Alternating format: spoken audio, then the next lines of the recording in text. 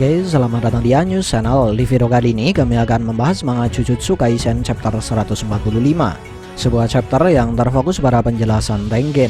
Karena itulah dalam pembahasan kali ini kami hanya akan memberikan beberapa poin penting dari penjelasan yang sudah diberikan oleh Tengen di chapter ini. Tapi perlu diketahui karena pembahasan kali ini hanya berdasar dari terjemahan fans, jadi kami minta maaf bila ada mistranslate atau misleading. Dan seperti biasa, sebelum masuk ke dalam pembahasan, jangan lupa untuk klik like, share, subscribe, serta tekan tanda loncengnya juga ya. Terima kasih. Kemudian langsung saja poin pertama. Alasan Tengen tidak menyambut kedatangan Yuki karena mereka berdua sudah pernah bertemu, dan bagi Tengen dia hanya perlu memberikan sambutan kepada orang-orang yang baru pertama kali dia temui.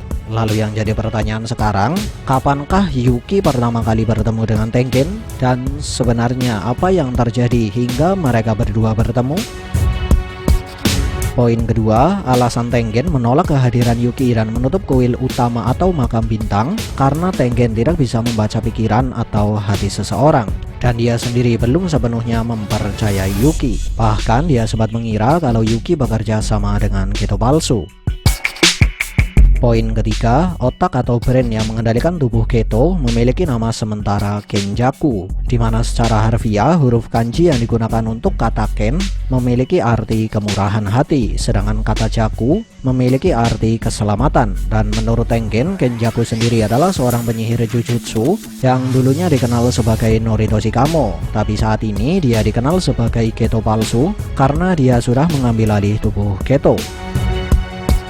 Poin keempat, alasan wujud Tengen bisa berubah karena dia memiliki teknik keabadian namun tidak memiliki teknik atau kemampuan untuk melawan efek dari penuaan, di mana salah satu efek dari penuaan akan membuat seorang penyihir Jujutsu berevolusi secara paksa setelah penyihir tersebut menginjak usia sekitar 500 tahun.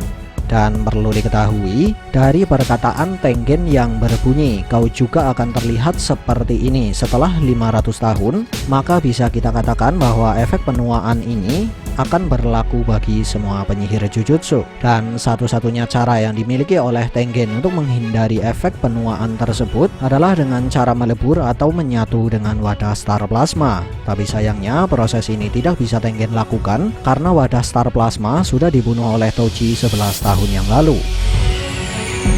Poin kelima, ternyata setelah kematian wadah Star Plasma 11 tahun yang lalu, Tengen tidak menemukan wadah Star Plasma pengganti hingga membuatnya terpaksa berevolusi. Dan evolusi Tengen ditandai dengan perubahan bentuk fisik karena proses penyatuan dengan bumi dan surga sekaligus menghilangnya sebagian kesadaran akan dirinya sendiri.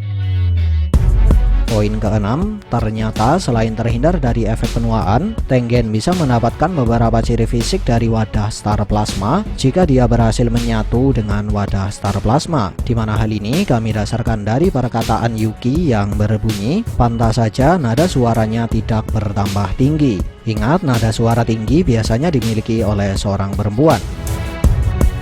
Poin ketujuh, Tengen mengajukan sebuah syarat sebagai ganti dari informasi mengenai Prison Raid. Dan dari adegan ini bisa kita simpulkan dua hal. Pertama, Tengen sama sekali bukan tandingan dari Kenjaku atau Geto palsu. Kedua, kemampuan Geto palsu atau Kenjaku bisa dikatakan setara atau bahkan berada di atas seorang penyihir tingkat spesial. Karena di adegan ini Tengen meminta dua orang penjaga, di mana jika kemampuan Kenjaku masih berada di bawah tingkat spesial, maka seharusnya Tengen hanya meminta satu penjaga. Poin ke-8, salah satu tujuan yang ingin dicapai oleh Kenjaku adalah untuk mengevolusi seluruh manusia di Jepang secara paksa, dan hal ini bisa dilakukan dengan dua cara. Cara pertama dengan menggunakan teknik kutukan yang memanfaatkan barir Tengen dan teknik Idle Transfiguration. Tapi Kenjaku memilih untuk tidak menggunakan cara pertama ini karena dianggap kurang efisien. Lalu mengapa cara pertama ini dianggap kurang efisien? Ya tentu saja karena cara pertama ini memerlukan energi kutukan dalam jumlah yang sangat besar, dan Kenjaku tidak memiliki energi kutukan yang cukup. Ditambah lagi energi kutukan yang berasal dari Uzumaki tidak bisa kembali ke pengguna. Cara kedua, menyatukan manusia dengan Tengen. Dan pada awalnya Tengen memang hanya bisa menyatu dengan wadah Star Plasma. Tapi saat ini setelah dia berevolusi sejak 11 tahun yang lalu, menyatu dengan manusia non-wadah star plasma bukanlah sesuatu yang mustahil lagi. Bahkan dia mengaku kalau dia dapat menyatu dengan banyak manusia sekaligus. Karena pada dasarnya setelah dia berevolusi, dia sudah menyatu dengan bumi dan surga hingga membuat jiwanya bisa berada di mana saja. Lalu sebenarnya apa yang akan terjadi ketika manusia sudah berevolusi karena menyatu dengan Tengen? Nah, mengenai hal ini, sang autor sendiri sebenarnya belum menjelaskan secara detail, dan dia hanya memberikan dua petunjuk. Pertama, manusia tersebut akan mengalami suatu perubahan hingga membuatnya menjadi sosok yang melampaui definisi normal seorang penyihir biasa. Petunjuk kedua, orang tersebut akan menjadi sosok dengan jenis eksistensi yang baru. Sebuah jenis eksistensi di antara ada dan tiada. Poin ke-9, hal yang paling ditakuti oleh Tengen bukanlah evolusi dari manusia, melainkan apa yang bisa terjadi setelah manusia berevolusi. Lalu sebenarnya apa yang bisa terjadi setelah manusia berevolusi? Ya, tentu saja kehancuran dunia. Lalu mengapa dunia bisa hancur setelah manusia berevolusi? Ya, tentu saja karena tidak semua orang dapat mempertahankan keberadaan dan kesadarannya setelah berevolusi. Ingat, Tengen saja memerlukan teknik barir tingkat tinggi untuk mempertahankan keberadaan dan kesadarannya. Kemudian jika ada satu saja dari mereka yang kehilangan kendali, maka semua orang yang sudah berevolusi akan ikut terpengaruh hingga membuatnya tidak terkendali. Dan ini berarti bahwa 100 juta manusia yang berevolusi di Jepang bisa menyebarkan kehancuran ke seluruh dunia. Poin ke-10, karena tidak bisa membaca pikiran dan hati seseorang, Tengen mengaku bahwa dia tidak mengetahui alasan Kenjaku ingin menciptakan kehancuran dunia. Poin ke-11, Tengen memiliki dua alasan mengapa dia tidak bisa menolak proses asimilasi atau proses penyatuan dengan manusia ketika Kenjaku menjalankan proses tersebut. Alasan pertama, karena komposisi dari Tengen sudah berubah setelah berevolusi, hingga membuat komposisi dari dirinya lebih menyerupai komposisi dari kutukan dibandingkan dengan komposisi dari manusia. Alasan kedua, Kenjaku yang sudah mengambil alih tubuh Keto memiliki kemampuan untuk menyerap dan memanipulasi roh kutukan. Karena itulah sangat memungkinkan kalau Kenjaku dapat menyerap dan memanipulasi Tengen saat dia menyentuh Tengen. Dan secara tidak langsung, dua alasan ini sekaligus menjadi alasan mengapa Tengen menutup kuil utama dan barir miliknya menolak siapapun yang berusaha masuk ke dalam barir Tengen. Ke-12, Kenjaku merupakan seorang pengguna teknik barir yang hebat. Bahkan Tengen sendiri sempat mengaku kalau Kenjaku dapat menerobos barir miliknya suatu hari nanti. Ke-13, setelah ratusan tahun atau bahkan ribuan tahun berlalu, mengapa baru sekarang Kenjaku menjalankan rencana miliknya? Dan setidaknya itulah pertanyaan yang ditanyakan oleh Yuki kepada Tengen. Dan jawaban yang diberikan oleh Tengen tentang pertanyaan tersebut sudah menjelaskan beberapa hal menarik. Hal menarik pertama, Kenjaku sebenarnya sudah beberapa kali menjalankan rencana miliknya terhadap Tengen. Tapi semua yang dia lakukan di masa lalu sudah digagalkan oleh pemilik Six Ace atau Rokugan. Hal menarik kedua, Tengen, wadah star plasma dan Rokugan atau Six Ace sebenarnya memiliki semacam hubungan takdir atau semacam hubungan sebab akibat. Karena itulah setiap kali Tengen mencapai hari penyatuan atau hari asimilasi, Six Ace dan wadah star plasma akan tetap muncul entah bagaimana caranya. Bahkan setelah Kenjaku membunuh pemilik Rokugan yang lain akan kembali muncul di hari penyatuan. Hal menarik ketiga, Kenjaku mengganti strategi membunuh menjadi strategi menyegel setelah dia menyadari dua poin. Poin pertama, setelah dia menyadari hubungan antara Tengen, wadah star plasma, dan Rokugan. Poin kedua, setelah dia menyadari bahwa tidak mungkin ada dua pemilik Rokugan di waktu yang bersamaan.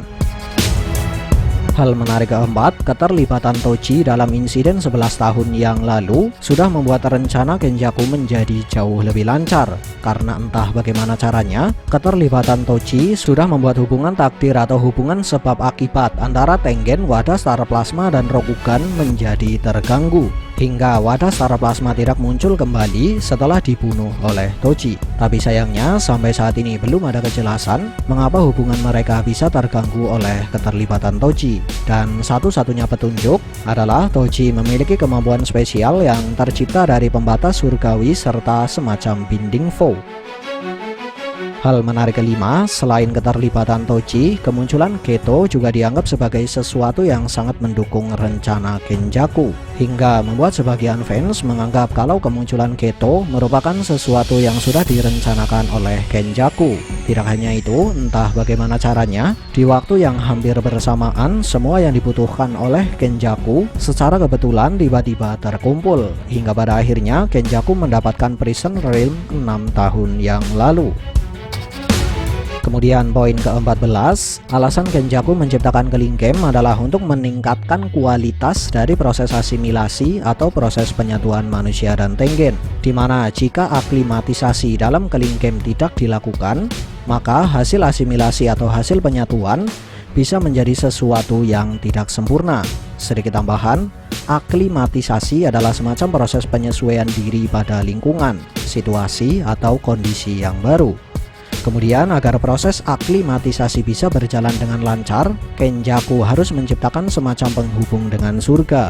Dan untuk melakukan hal sebesar ini, Kenjaku memerlukan semacam binding foe dengan efek yang cukup besar, hingga membuatnya tidak bisa menjadi Game Master. Tapi sayangnya hal ini malah merugikan pihak Yuji, karena mereka tidak bisa menghentikan Kelingkem hanya dengan membunuh Kenjaku. Dimana karena hal inilah Yuta dan yang lain kemudian memutuskan untuk ikut serta dalam Kelingkem dan menambahkan aturan baru. Ke-15, Yuki dan Choso memutuskan untuk menjadi penjaga Tengen, dimana Choso memutuskan hal ini karena dia ingin balas dendam kepada Kenjaku, sedangkan Yuki memutuskan hal ini karena dia ingin mengorek informasi dari Tengen. Ke-16, Tengen memberikan semacam backdoor dari Prison Realm kepada Yuji karena mereka membutuhkan backdoor tersebut untuk melepaskan segel Gojo.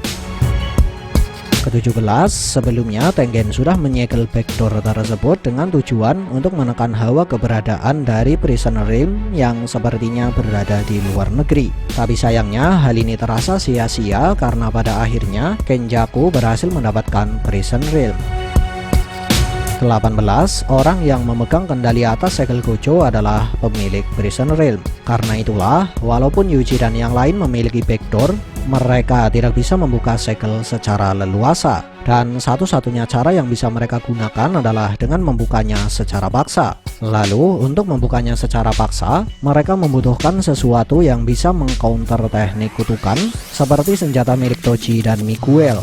Sayangnya dua senjata tersebut sudah dihancurkan oleh Gojo. Karena itulah mereka kemudian membutuhkan bantuan dari seorang player Kelingkem yang bernama Kurusuhana, seorang penyihir Jujutsu yang memiliki kemampuan untuk menetralkan teknik kutukan, dan dia menyebut dirinya sendiri dengan sebutan The Angel.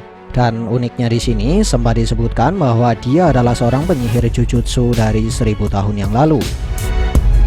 Kemudian yang jadi pertanyaan sekarang, bagaimanakah caranya seorang penyihir Jujutsu dari 1000 tahun yang lalu bisa menjadi pemain Kelingkem? Mungkinkah dia memang sudah hidup ribuan tahun? Atau mungkin ada seseorang yang sudah membangkitkannya dengan tujuan tertentu? Menarik untuk kita nantikan. Sekian dari kami and see ya.